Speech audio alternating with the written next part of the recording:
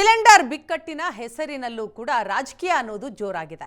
ಕೇಂದ್ರ ಪೆಟ್ರೋಲಿಯಂ ಸಚಿವರ ವಿರುದ್ಧ ಪ್ರಿಯಾಂಕ್ ಆಕ್ರೋಶವನ್ನ ವ್ಯಕ್ತಪಡಿಸಿದ್ದಾರೆ. ಇಂಧನ ಸಚಿವರು ಆತಂಕಗೊಳ್ಳುವ ಅವಶ್ಯಕತೆ ಇಲ್ಲ ಅಂತ ಅಂದ್ರು. 75 ದಿನಗಳಿಗೆ ಆಗುವಷ್ಟು ಇಂಧನ ನಮ್ಮಲ್ಲಿದೆ ಅಂತ ಹೇಳ್ತಾರೆ. ಆದರೆ ಇವತ್ತಿನ ಪರಿಸ್ಥಿತಿ ಏನಾಗಿದೆ ಅಂತ ಪ್ರಿಯಾಂಕ್ ಖರ್ಗೆ ಕಿಡಿಕಾರಿದ್ದಾರೆ. 70 ದಿನಗಳಿಗಾಗುವಷ್ಟು ಇಂಧನ ನಮ್ಮಲ್ಲಿದೆ ಅಂತ ಹೇಳ್ತಾರೆ. ಆದರೆ ಇವತ್ತಿನ ಪರಿಸ್ಥಿತಿ ಏನಾಗಿದೆ ಅನ್ನೋದು ಪ್ರಿಯಾಂಕ್ ಖರ್ಗೆ ಅವರ ಪ್ರಶ್ನೆ. ಕೇಂದ್ರ ಸರ್ಕಾರದಲ್ಲಿ ಏನಾಗ್ತಾ ಇದೆ ಅದು ಸಚಿವರಿಗೇನೆ ಗೊತ್ತಿಲ್ಲ. ಗ್ಯಾಸ್ ಸಿಗದೆ ಹೋಟೆಲ್ ಮಾಲೀಕರು ಈಗ ಬಂದ್ ಮಾಡ್ತಿದ್ದಾರೆ ಅಂತ ಹೇಳ್ತಾರೆ. ಇಂಧನ ಸಚಿವರಾದಂಥ ಹರ್ದೀಪ್ ಸಿಂಗ್ ಪುರಿ ಅವರು ಸದನದಲ್ಲಿ ಏನು ಹೇಳ್ತಾರೆ ಅಂದರೆ, ಯಾರೂ ಚಿಂತೆಗೆ ಒಳಗಾಗಬಾರ್ದು, ನಮಗೆ 75 ದಿನ ಪೂರೈಕೆ ಆಗಷ್ಟು ಇಂಧನ ಇದೆ ನಮ್ಮ ಹತ್ರ ಅಂತ ಹೇಳ್ತಾರೆ. ಈ ಯುದ್ಧ ಪ್ರಾರಂಭ ಆದಮೇಲೆ ministry of oil and petroleum and natural gas ಅವ್ರ ಕಡೆಯಿಂದ ಏನು ಬರುತ್ತೆ, 25 ದಿನ ಎಷ್ಟು ಪೂರೈಕೆ ಆಗುವಷ್ಟು ಇಂಧನ ನಮ್ಮ ಹತ್ರ ಇದೆ ಅಂತ ಹೇಳ್ತಾರೆ. ಮತ್ತೆ ಮಂತ್ರಿಗಳು ಪುನರುಚ್ಚರಿಸ್ತಾರೆ, ಇಲ್ಲ ನಮ್ಮ ಹತ್ರ 75 ದಿನ ಇದೆ ಅಂತ. ಆದರೆ ಇವತ್ತು ಕೇಂದ್ರ ಸರ್ಕಾರ ಎಸೆನ್ಷಿಯಲ್ ಸರ್ವಿಸಸ್ ಮೇಂಟೆನೆನ್ಸ್ ಆ್ಯಕ್ಟನ್ನು ಜಾರಿ ಮಾಡಿದೆ, ಎಸ್ಮಾ ಆ್ಯಕ್ಟನ್ನು ಜಾರಿ ಮಾಡಿದೆ, to ensure uninterrupted LPG supply ಅಂತ. ಎಲ್ಲ ದೇಶಗಳಲ್ಲೂ ಪೆಟ್ರೋಲಿಯಂ ಉತ್ಪನ್ನಗಳ ಸಮಸ್ಯೆ ಇದೆ. ಕೇಂದ್ರ ಸರ್ಕಾರ ಆ ಸಮಸ್ಯೆ ಬಗೆಹರಿಸುವ ಪ್ರಯತ್ನ ನಡೆಸ್ತಾ ಇದೆ. ದೆಹಲಿಯಲ್ಲಿ ಕೇಂದ್ರ ಸಚಿವೆ ಶೋಭಾ ಕರಂದ್ಲಾಜೆ ಹೇಳಿಕೆ ಕೊಟ್ಟಿದ್ದಾರೆ. ಇಂತಹ ಸನ್ನಿವೇಶದಲ್ಲಿ ಕೃತಕ ಅಭಾವ ಸೃಷ್ಟಿ ಮಾಡ್ತಾ ಇದ್ದಾರೆ. ಸಮಸ್ಯೆ ಬಗೆಹರಿಸೋದಕ್ಕೆ 3 ಸದಸ್ಯರ ಸಮಿತಿ ಕೂಡ ರಚಿಸಲಾಗಿದೆ ಅಂತ ಹೇಳ್ತಾರೆ.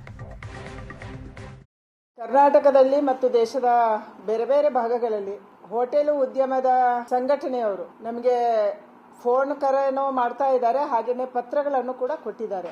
ಬಹಳ ದೊಡ್ಡ ಪ್ರಮಾಣದ LPG ಗ್ಯಾಸಿನ ಸಮಸ್ಯೆ ತಲೆದೂರಿದೆ ಅನ್ನುವಂಥದ್ದನ್ನ ಹೇಳ್ತಾ ಇದ್ದಾರೆ. ಹರ್ದೀಪ್ ಸಿಂಗ್ ಪುರಿ ಅವರಿಗೆ ಮಾತಾಡಿದೆ, ಇವತ್ತು ಖುದ್ದಾಗಿ ಭೇಟಿ ಮಾಡಿ ಕರ್ನಾಟಕದ ಮತ್ತು ದೇಶದ ಹಲವಾರು ಭಾಗಗಳ ಸ್ಪೆಷಲಿ ಹೋಟೆಲ್ ಉದ್ಯಮದ ಭಾವನೆಗಳನ್ನ, ಅವರ ಸಮಸ್ಯೆಯನ್ನ ತಿಳಿಸಿದ್ದೀನಿ. ನಮ್ಮ ಸರ್ಕಾರ ಇವತ್ತು 33+ ಕೋಟಿ ಜನಕ್ಕೆ ಡೊಮೆಸ್ಟಿಕ್ ಆಗಿ ಮನೆಗಳಿಗೆ ಗ್ಯಾಸ್ ಅನ್ನ ಪೂರೈಕೆ ಮಾಡ್ತಾ ಇದೆ.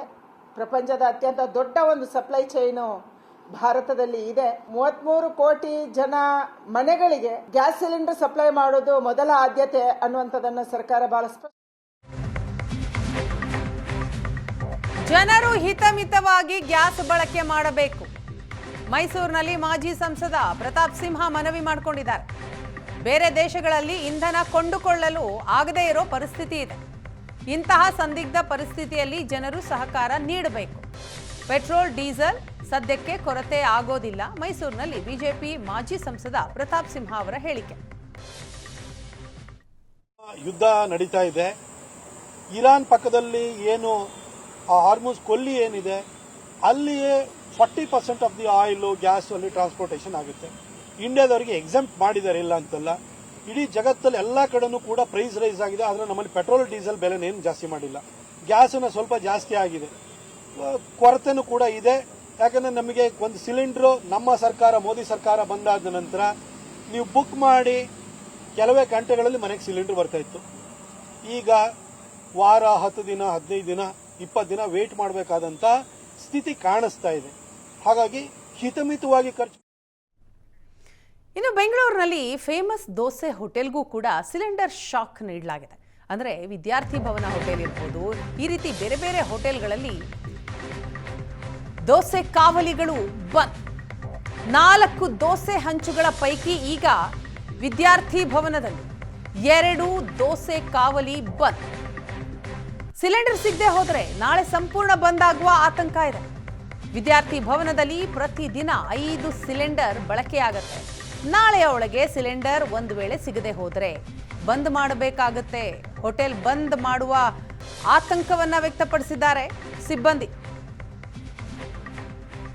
ದೋಸೆಗೆ ಫೇಮಸ್ ಬೆಂಗಳೂರಿನ ವಿದ್ಯಾರ್ಥಿ ಭವನ. ದೋಸೆ ತಿನ್ನಬೇಕು ಅಂತಂದ್ರೆ ಬೆಂಗಳೂರಿನ ಬೇರೆ ಬೇರೆ ಭಾಗದ ಜನ ಇಲ್ಲಿಗೆ ಬರ್ತಾರೆ, ಈ ಹೋಟೆಲ್ಗೆ ಬರ್ತಾರೆ. ಆದರೆ ಈಗ ಮಧ್ಯಪ್ರಾಚ್ಯದಲ್ಲಿ ಆಗ್ತಾ ಇರುವಂತಹ ಯುದ್ಧ ಸಂಘರ್ಷದಿಂದಾಗಿ ಸಿಲಿಂಡರ್ಗೂ ಕೂಡ ಕೊರತೆ ಉಂಟಾಗಿದೆ. ಹಾಗಾಗಿ ಆತಂಕವನ್ನು ವ್ಯಕ್ತಪಡಿಸಲಾಗ್ತಾ ಇದೆ. ಕಮರ್ಷಿಯಲ್ LPG ಸಿಲಿಂಡರ್ಗಳು ಲಭ್ಯ ಆಗ್ತಿಲ್ಲ. ಹಾಗಾಗಿ ಹೋಟೆಲ್ಗಳಲ್ಲಿ ನಿಜಕ್ಕೂ ಕೂಡ ಹೋಟೆಲ್ ಮಾಲೀಕರುಗಳು ಹೋಟೆಲ್ ನಡೆಸೋದು ಹೇಗೆ ಅಂತೇಳಿ ಸಾಕಷ್ಟು ಆತಂಕದಲ್ಲಿ ಇರ್ತಕ್ಕಂಥದ್ದು. ವಿದ್ಯಾರ್ಥಿ ಭವನ್ ಕೂಡ ಈ ಬಗ್ಗೆ ಒಂದು ಟ್ವೀಟ್ ಮಾಡಿದೆ. ಸದ್ಯ ನಾವು ಪ್ರತಿಷ್ಠಿತ ಹೋಟೆಲ್ ಅಂತಾನೆ ಹೇಳ್ಬೋದು. ಬಹಳನೇ ಇತಿಹಾಸವನ್ನ ಒಳಗೊಂಡಿರುವಂತಹ ಹೋಟೆಲ್ ಬಸವನಗುಡಿಯ ಗಾಂಧಿ ಬಜಾರ್ ರಸ್ತೆಯಲ್ಲಿರುವಂತಹ ವಿದ್ಯಾರ್ಥಿ ಭವನ್ ಹೋಟೆಲ್ನಲ್ಲಿದ್ದೀವಿ.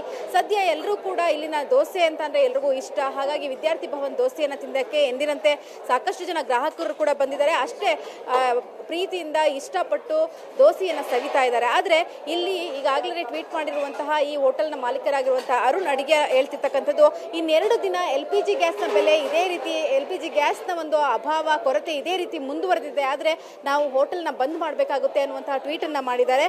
ದೋಸೆ ಮಾಡುವಂತಹ ವಿಚಾರವಾಗಿ ನಾವು ನೋಡಿದಾಗ ಸಾಕಷ್ಟು ಗ್ಯಾಸ್ ಖರ್ಚಾಗುತ್ತೆ. ಅಂದರೆ ಬಹಳಷ್ಟು ಗ್ಯಾಸ್ನ ಒಂದು ಅಗತ್ಯ ಬೀಳುತ್ತೆ. ಎನಿ ಟೈಮ್ ದೋಸೆ ಕಲ್ಲು ಬಿಸಿಯಾಗಿರಬೇಕು, ಎನಿ ಟೈಮ್ ಸರ್ವಿಸ್ ನಡೀತಾನೆ ಇರಬೇಕು. ಸೊ ಯಾವಾಗ ಬೇಕೋ ಆವಾಗ ನಾವು ಹಂಚನ್ನು ಹಚ್ಕೊಂಡು ದೋಸೆಯನ್ನು ಹಾಕಿ ನಂತರ ನಾವು ಗ್ಯಾಸನ್ನು ಬಂದ್ ಮಾಡ್ತೀವಿ, ನಂತರ ಮತ್ತೆ ಹಂಚನ್ನು ಹಾರಿಸ್ತೀವಿ ಅಂತ ಹೇಳೋಕ್ಕಾಗಲ್ಲ. ಒಮ್ಮೆ ಬೆಳಗ್ಗೆ ಎದ್ದ ತಕ್ಷಣ ಗ್ಯಾಸ್ ಹಚ್ಚಿ ಹಂಚನ್ನು ನಾವು ದೋಸೆಯನ್ನು ಶುರು ಮಾಡಿದ್ರು ಅಂತಂದರೆ ಆ ಒಂದು ಕಲ್ಲು ಕಾಯಲಿಕ್ಕೆ ಅರ್ಧ ಗಂಟೆ ಬೇಕಾಗುತ್ತೆ. ಹಾಗಾಗಿ ಬೆಳಗಿನಿಂದ ಸಂಜೆಯವರೆಗೂ ದೋಸೆ ಸರ್ವಿಸ್ನ ಕೊಡಬೇಕು ಅಂದರೆ ಹಂಚು ಉರಿತಾನೆ ಇರಬೇಕು. ಈ ನಿಟ್ಟಿನಲ್ಲಿ ಏನು ಮಾಡಿದ್ದಾರೆ ಅಂದರೆ 2 ದೋಸೆಗಳನ್ನ ಸಂಪೂರ್ಣವಾಗಿ ಬಂದ್ ಮಾಡಿರ್ತಕ್ಕಂಥದ್ದು. ಇದಕ್ಕೆ ಮುಖ್ಯವಾದ ಕಾರಣ ಅಂತಂದರೆ LPG ಗ್ಯಾಸ್ಗಳು ಸಿಗ್ತಾನೆ ಇರತಕ್ಕಂಥ ಒಂದು ಕಾರಣ ಅಂತಾನೆ ಹೇಳಬಹುದು.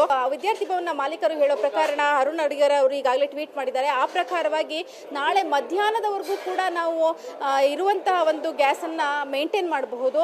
ಸೊ ಹಾಗೆ ನೆನ್ನೆ 2 ಗ್ಯಾಸ್ ಸಿಲಿಂಡರ್ಗಳು ಇವತ್ತು ಸಿಗುತ್ತೆ ಅನ್ನೋ ಭರವಸೆಯನ್ನು ನಮಗೆ ಸದಾಕಾಲ ಕೊಡುವಂತಹ ಡೀಲರ್ಸ್ ಕೊಟ್ಟಿದ್ದಾರೆ. ಯಾಕಂದರೆ ಬಹಳಷ್ಟು ವರ್ಷಗಳಿಂದ ಒಂದೇ ಡೀಲರ್ ಹತ್ರ ನಾವು ಗ್ಯಾಸ್ ಪರ್ಚೇಸ್ ಮಾಡ್ತಿರೋದ್ರಿಂದ ಇನ್ನೆರಡನ್ನ ಸಂಜೆ ಹೊತ್ತಿಗೆ ಕೊಡ್ತೀವಿ ಅಂತ ಹೇಳಿದ್ದಾರೆ. ಅವ್ರೇನಾದ್ರು ಕೊಟ್ಟರೆ ನಾಡಿದ್ದವರೆಗೂ ಕೂಡ ವಿದ್ಯಾರ್ಥಿ ಭವನ ದೋಸೆ ಹೋಟೆಲ್ ಸುಗಮವಾಗಿ ನಡೀತಾ ಇರುತ್ತೆ. ಅದಾದ ನಂತರವೂ ಕೂಡ ನಮಗೆ ಸಿಲಿಂಡರ್ ಸಿಗಲಿಲ್ಲ ಅಂತಂದ್ರೆ ನಾವು ಹೋಟೆಲ್ನ ಬಂದ್ ಮಾಡಬೇಕಾಗುತ್ತೆ ಅನ್ನುವಂತಹ ಒಂದು ಮಾಹಿತಿಯನ್ನ ನೀಡಿದ್ದಾರೆ.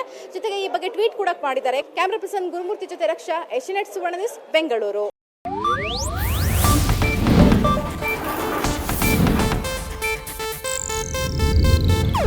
ಇದು ಏಷ್ಯಾನೆಟ್ ನ್ಯೂಸ್ ನೆಟ್ವರ್ಕ್ ಪ್ರಸ್ತುತಿ.